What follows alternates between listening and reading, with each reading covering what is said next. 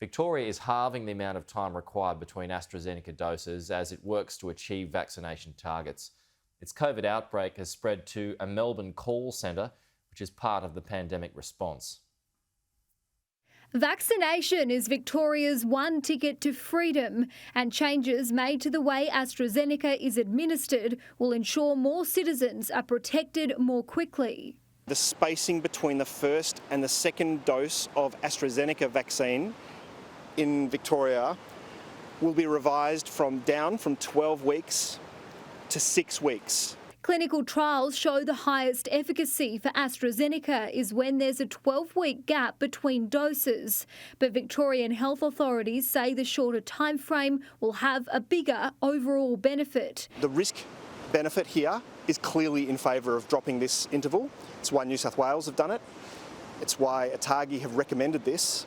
And it's why our own external advisory group to the vaccination program has recommended this change. Victoria's Delta outbreak is growing. 176 new local cases have been recorded, the highest daily total in a year.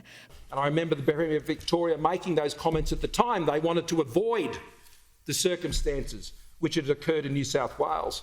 But we now know that the track of that outbreak in Victoria is going along the same path that it is in New South Wales. A call centre which helps contact trace COVID patients and close contacts has been affected.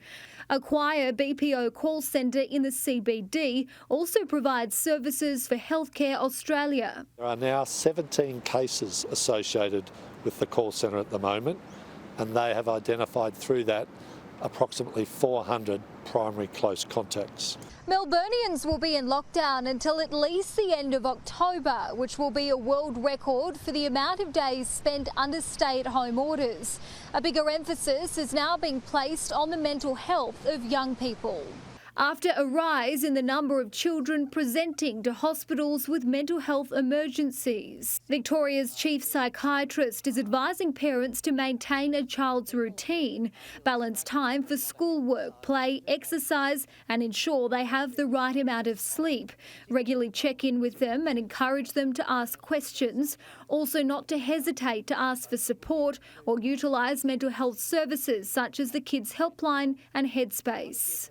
We need to feel positive that people will be able to cope with this, that children and families are resilient. The government is recognising the road out of COVID will be difficult, but says there is light at the end of the tunnel. Julia Bradley, Sky News, Melbourne.